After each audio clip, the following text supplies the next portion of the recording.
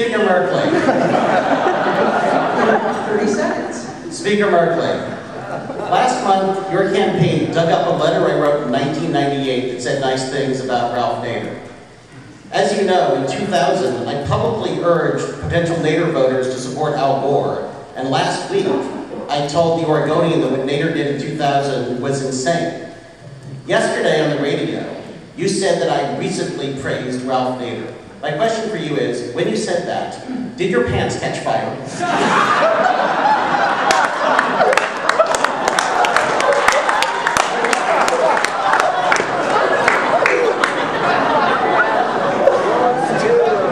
Well, Steve, you had the joy of getting on the radio and saying that I had a disagreement with you and you wanted me to answer the question and explain what that was.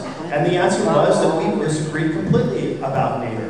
When Nader proceeded to say that Democrats and Republicans were the same in 1998, you agreed. I disagree. I think that's an important distinction in a situation where Nader was... And I think it's an important distinction about your celebration of what Nader was doing then and my opposition. I think your recent statement saying that you were profoundly disappointed in the candidates that we have running in the Democratic primary. I am very excited about Clinton and Barack Obama. I love that my little girl knows that she has a chance, the possibility to grow up to be president, that a child of color knows the same thing. We're breaking the molds, and it's wonderful for our nation. Thank you. Mr. Goldman, your question is for... My question is to Speaker of the House.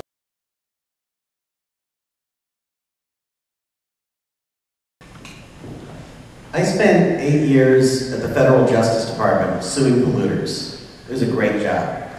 I enforced the Clean Air Act and the Clean Water Act. I got to serve as lead counsel on the Love Canal case, recovering $129 million for the taxpayers. When I got there, I noticed a statue of Bobby Kennedy in the courtyard. I read up on Bobby Kennedy and I liked what I read.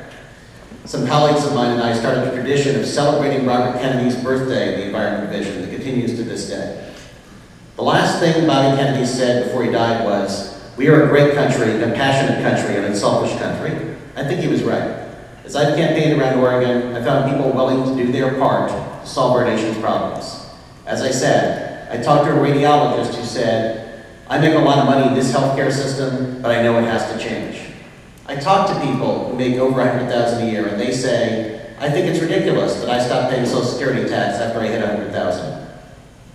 70 years ago, Franklin Roosevelt said, "This generation has a rendezvous with destiny." I believe that we also have a rendezvous with destiny. The decisions we make on the issues that we've discussed today, global warming, healthcare, federal debt, will determine the fate of this nation. What gives me hope, what gives me confidence, is that the American people have always risen to a great challenge. What we need are strong, principled, progressive leaders to show us the way. Thank you very much, and I have to tell you, for a kid from Cottage Grove, it is such an honor to be here in front of the Eugene City Club.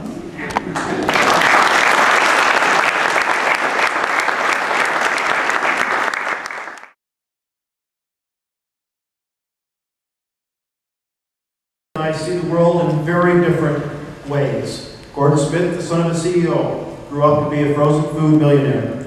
When he makes decisions, he thinks about corporate executives around the corporate boardroom making a bit more profit. My story is different.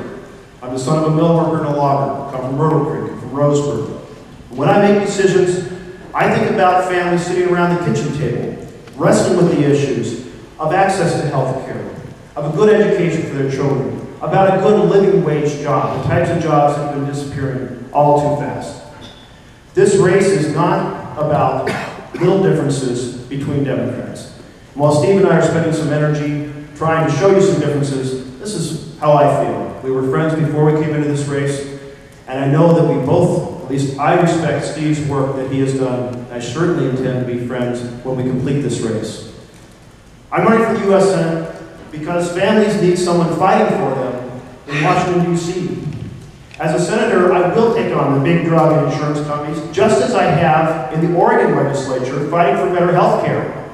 And I will take on the oil companies, just as I did in the Oregon legislature, fighting for the most progressive energy and environmental agenda that was passed anywhere in the nation in 2007.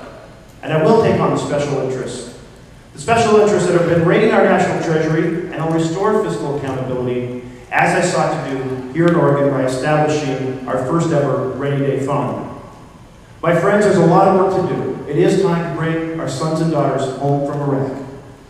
And I'll work with doctors and nurses like my wife, Mary, to make healthcare more affordable and accessible for all of us. And in the fight against global climate change, I will lead in a way Gordon Smith never has and never will. And I'll fight for hardworking families like yours and like mine. Together, Oregon, through this election, can help put the nation back on track. Thank you. Your time is up.